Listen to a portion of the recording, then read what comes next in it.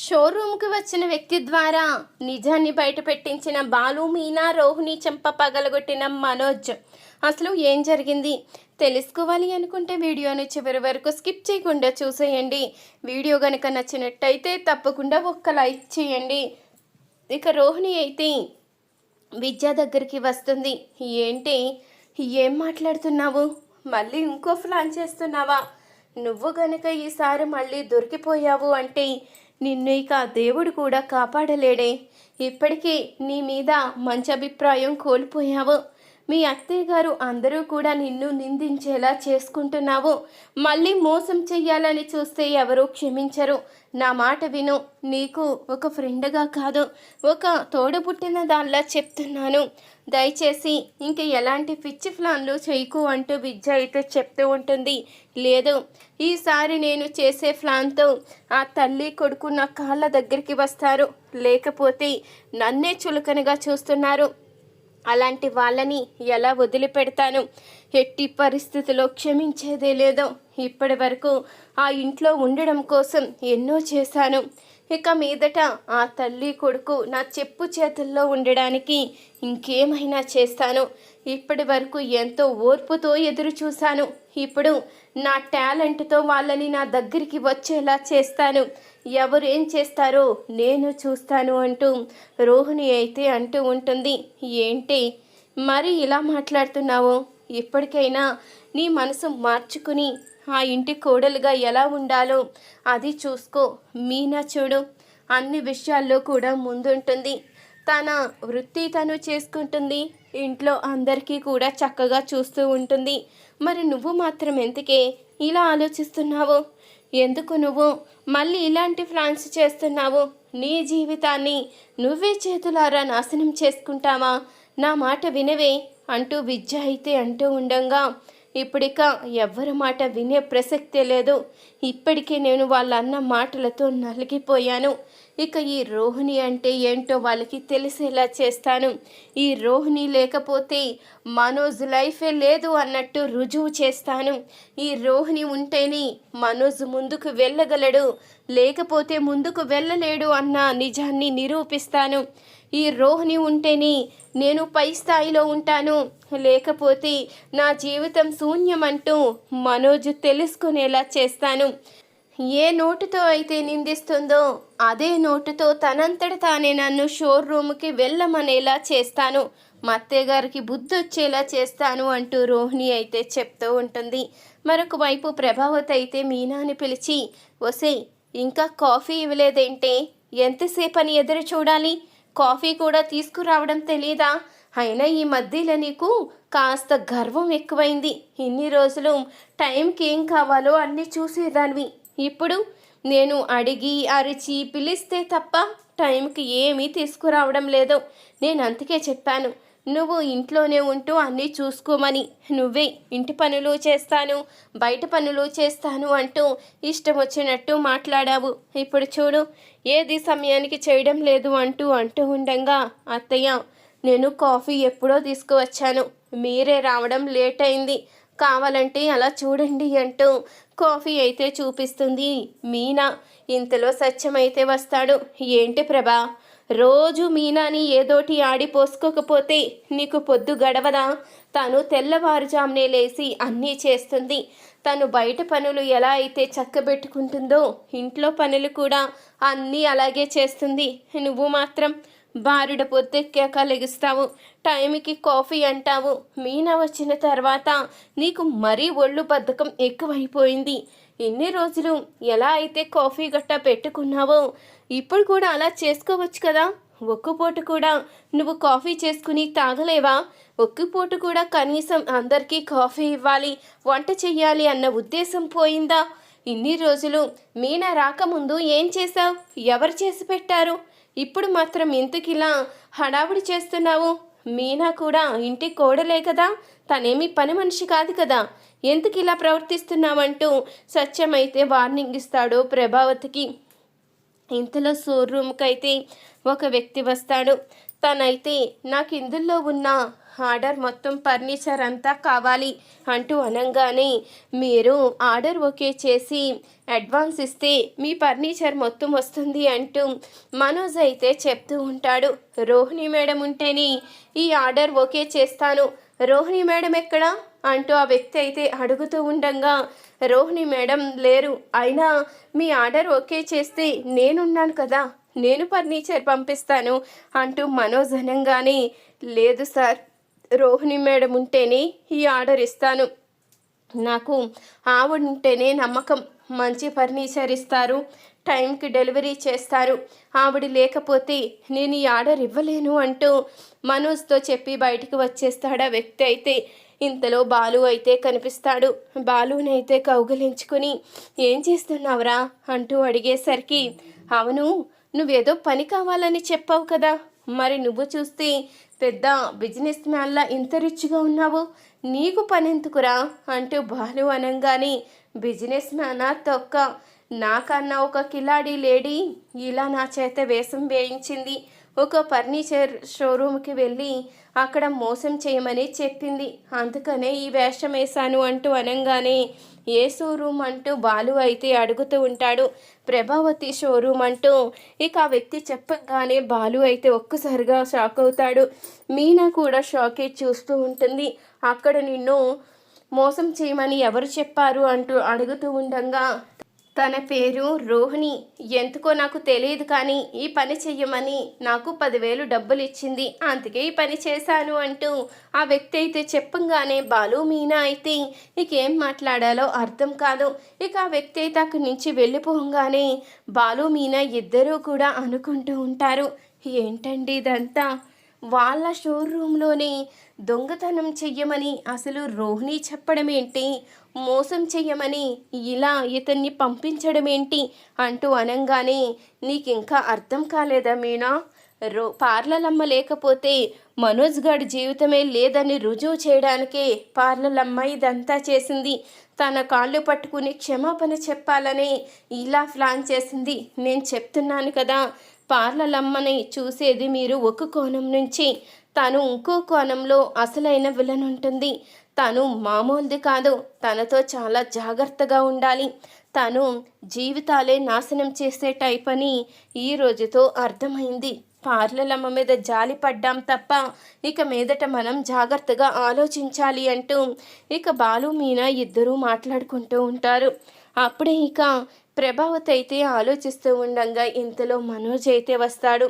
ఏంట్రా ఈరోజు షోరూంలో వర్క్ ఎంతవరకు అయింది, ఏం జరిగింది, ఈరోజు ఏమైనా గిరాకీ ఉందా అంటూ అడుగుతూ ఉండగా ఏముందమ్మా, ఈరోజు అనుకోకుండా పెద్ద ఆర్డర్ వచ్చింది, భలే వచ్చింది, ఇక నా లైఫ్ సెటిల్ అయిపోతుంది అనుకున్నాను, కానీ ఇంతలో వాడేమో రోహిణి మేడం ఉంటేనే నేను ఈ ఆర్డర్ ఇస్తాను, లేకపోతే ఇవ్వను, మీ ఇష్టం, రేపు మళ్ళీ వస్తాను, ఆవిడ ఉంటేనే ఆర్డర్ ఇస్తాను అంటూ చెప్పాడు. ఏం చెయ్యాలో నాకు అర్థం కాలేదమ్మా, అందుకనే నేను వచ్చేసాను అంటూ మనోజ్ అనంగానే అవునా, ఆ రోహిణి అందరినీ తన గ్రిప్పులో పెట్టుకుంది, నువ్వు కూడా రోజు షోరూమ్కి వెళ్తావు ఎందుకు, పప్పు శుద్ధలా కూర్చోవడం తప్ప, ఆ రోహిణి చూడు అటు పార్లర్కి వెళ్తూ ఇటు నీ షోరూంలో కూడా అందరినీ కూడా తన వైపు తిప్పుకుంది, అందుకనే ఎలాంటి ఆర్డర్ వచ్చినా ఎవరొచ్చినా తనే ఉండాలి అని చెప్తున్నారు అంటూ అనగానే అప్పుడిక ప్రభావతి చెప్పిన మాటలకి మనోజ్ అయితే రోహిణి దగ్గరికి వెళ్తాడు.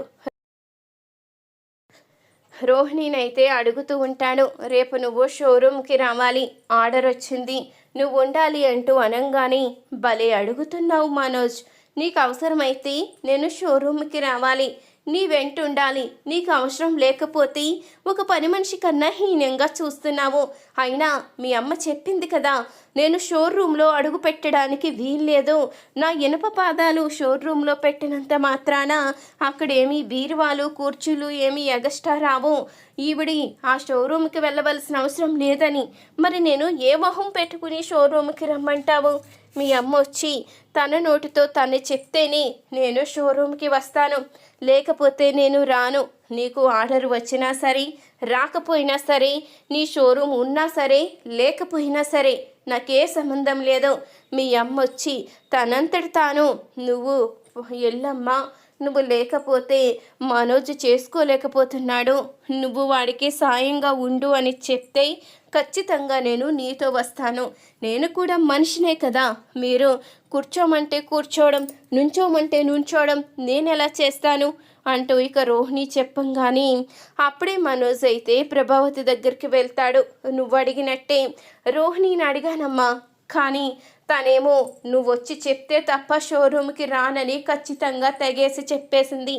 నువ్వు అసలు షోరూంలో అడుగు పెడితే ఊరుకోనని చెప్పావు కదా, అందుకని నువ్వు వెళ్ళమంటేనే వస్తాను అంటుంది అంటూ మనోజ్ అనంగానే నేనంటే ఈ మాత్రం భయం ఉంది కదా, అది చాలు, నేను వెళ్ళి దానికి చెప్తాను షోరూమ్కి వెళ్ళమని అంటూ ప్రభావతి అయితే రోహిణి దగ్గరికి వస్తుంది. చూడు రోహిణి, రేపేదో పెద్ద ఆర్డర్ ఉందంట, నువ్వు కూడా వెళ్తే మనోజ్కి సహాయంగా ఉంటాము. అప్పుడు మనోజ్ ఇంకా ముందుకు వెళ్ళే అవకాశం ఉంటుంది. అందుకనే నిన్ను షోరూమ్కి వెళ్ళమంటున్నాను. పోనీలే, జరిగిందేదో జరిగింది, నీ తప్పు నువ్వు తెలుసుకున్నావు కదా, ఇంకా నిన్ను శిక్షించడం న్యాయం కాదని నేను నిన్ను షోరూమ్కి వెళ్ళమంటున్నాను. నువ్వు వెళ్తావా వెళ్ళవా అంటూ అనంగానే అయ్యో అత్తయ్య, మీరే కదా వద్దు అన్నారు, అందుకనే మనోజ్తో అలా చెప్పాను. మీ అంతటా మీరే వెళ్ళమన్నప్పుడు నేనెందుకు వెళ్ళకుండా ఉంటాను, వెళ్తాను అత్తయ్య అంటూ రోహిణి అనంగానే అది ఈ మాత్రం మాట వినిపించుకోవాలి, లేకపోతే ఈ ప్రభావతి అంటే ఏంటో నీకు తెలుసు కదా. నువ్వు గనుక ఇప్పుడు వెళ్ళననుంటే పరిణామాలు వేరేగా ఉండేవి. నీ అంతటి నువ్వే వెళ్తానని చెప్పావు కాబట్టి నేను నిన్ను క్షమిస్తున్నాను. ఇక మీదట ఏమైనా పిచ్చి పిచ్చి వేషాలు వేస్తే మాత్రం ఊరుకునే ప్రసక్తే లేదు. షోరూమ్కి వెళ్తున్నావు కదని పెత్తనం నీ చేతుల్లోకి తీసుకుని డబ్బులు మాత్రం వాడుకోవాలని చూస్తే ఊరుకోను. ఆ షోరూము నా డబ్బులతో పెట్టినది, అంటే నా భర్త డబ్బులతో పెట్టిన షోరూమ్ అది. అందులో వచ్చే ప్రతి ఒక్క రూపాయి మీద నాకే హక్కు ఉంటుంది, నా తర్వాతే మీకు హక్కు ఉంటుంది అంటూ ప్రభావతి అయితే చెప్తుంది. ఈ విషయంలో మాత్రం ఏం తక్కువ లేదు, డబ్బు విషయంలో మాత్రం లెక్కలు వేసుకుంటూ కూర్చుని ఉంటుంది, కానీ ఈవిడ మాత్రం చాలా మంచిదన్నట్టు విర్రవీగుతుంది అంటూ రోహిణి తన మనసులో అనుకుంటూ ఉంటుంది. మరుసటి రోజు ఉదయాన్నే రోహిణి మనోజ్ ఇద్దరూ కూడా షోరూమ్కి అయితే బయలుదేరుతారు. అప్పుడు ఇక బాలు అందరూ కూడా అడుగుతూ ఉంటారు, ఏంటి పార్లలమ్మ షోరూమ్కి వెళ్తుందా, అది అమ్మ ఒప్పుకుందా, అసలు ఏం జరుగుతుంది అంటూ అనంగానే ఏం జరిగేదేముందిరా, నా భార్యని నేను షోరూమ్కి తీసుకువెళ్తే మధ్యలో నీకెందుకు, నువ్వెందుకు అడుగుతున్నావో అంటూ మనోజ్ అయితే అనంగానే అది కాదు, నిన్నటిదాకా అలా ఇలా ఏదో మాట్లాడారు కదా, నీకెందుకు, అమ్మకి లేంది నువ్వెందుకు మాట్లాడుతున్నావు, నేనే భర్తగా ఏమీ మాట్లాడడం లేదు అని కారు కూతలు కూసావు కదా, మరి ఇప్పుడు ఎలా తీసుకువెళ్తున్నావు అంటూ బాలు అనంగానే అప్పుడే ప్రభావతి అయితే నేనే వెళ్ళమని చెప్పాను, ఇన్ని రోజులు తనకి శిక్ష వేశాను కదా, అది సరిపోతుంది, ఇప్పటికైనా తను కూడా షోరూమ్కి వెళ్తే కాస్త జరిగినవన్నీ మర్చిపోతుంది, తర్వాత వాళ్ళిద్దరూ సంతోషంగా ఉంటారని నేనే ఇలా చేశాను అంటూ అనంగానే అప్పుడే మీనా అయితే ఏంటి మీరా, మీ మనసు మార్చుకొని రోహిణిని షోరూమ్కి వెళ్ళమన్నారా, చాలా ఆశ్చర్యంగా ఉందే, మీరు ప్రవర్తన చూస్తూ ఉంటే నాకు ఏదో అనుమానంగా అనిపిస్తుంది, మీరు ఖచ్చితంగా ఏదో లాభం ఆశించకుండా ఇలా ఒప్పుకోరే, ఎందుకు ఒప్పుకున్నారు అంటూ మీనా అయితే అడుగుతూ ఉంటుంది. ఏంటి అలా నిలదీస్తున్నావంటూ ప్రభావతి అనంగానే అవునమ్మా, వదిన నిలదీయడం కాదు, నేనే అడుగుతున్నాను, నిన్నటిదాకా అంతలా మాట్లాడిన నువ్వు ఈరోజు మాత్రం ఉన్నట్టుండి ఎందుకు షోరూమ్కి వెళ్ళమన్నావు అంటూ ఇక రవి కూడా అడుగుతూ ఉండగా అయినా వాళ్ళ షోరూమ్కి వాళ్ళు వెళ్ళడానికి మీ పర్మిషన్ కావాలా ఏంటి అంటూ అడుగుతూ ఉంటుంది ప్రభావతి. వాళ్ళ షోరూమ్ ఏంటి అలా మాట్లాడుతున్నావు, ఇది అందరిది కలిపి, ఆ షోరూమ్ పెట్టింది నా పెన్షన్ డబ్బులతో, అది మర్చిపోతున్నట్టున్నావు, ఇంకొకసారి వాళ్ళ షోరూము అని మాట్లాడావు అంటే ఊరుకునే ప్రసక్తే లేదు, వాళ్ళు పెన్షన్ డబ్బులతోనే కదా మోసం చేసి షోరూమ్ పెట్టింది, కాబట్టి వాళ్ళకి అది సంబంధం లేదు అంటూ సత్యమనంగానే ఆ మాటకి మనోజ్ అయితే ఒక్కసారిగా షాక్ అవుతాడు. అనుకున్నాను, ఇలా అనిపించడానికే బాలు ఇలాంటి గొడవలు చేస్తూ ఉంటాడు. బాలు ప్రశాంతంగా ఉండడు కదా. మనం ఎక్కడ బాగుపడిపోతామో, మనం ఎక్కడ ధనవంతులం అయిపోతామో, నేను లేకుండా నీకు జీవితమే ఉండదు అన్నట్టు ఏవో ప్రబగ్గాలు పలికి అందరినీ ఇలా అనిపించాలనే చేస్తున్నాడు అంటూ ఇక రోహిణి అయితే అంటూ ఉంటుంది. అప్పుడే ఇక బాలు అయితే షోరూమ్ వ్యక్తిని అయితే తీసుకుని వస్తాడు. ఇప్పటి వరకు ఏదో పెద్ద ఆర్డర్ వచ్చింది, అందుకే రోహిణి వెళ్తుంది, లేకపోతే ఈరోజు వర్క్ అవ్వదు అన్నట్టు మాట్లాడారు కదా, ఆ పెద్ద ఆర్డరు ఇతని, ఒక్కసారి నిజం తెలుసుకోండి అంటూ బాలు అనంగానే ఈ బాలుకి నేను కలిసిన వ్యక్తులందరూ ఎక్కడ తగులుతారో అన్ని నిజాలు బయట పెట్టేస్తాడు. ఇప్పుడు ఈ నిజం గనుక తెలిస్తే పరిస్థితి ఏమైపోతుందో నాకే అర్థం కావడం లేదు అంటూ రోహిణి అయితే కంగారు పడిపోతూ ఉంటుంది ఆ వ్యక్తిని చూసి.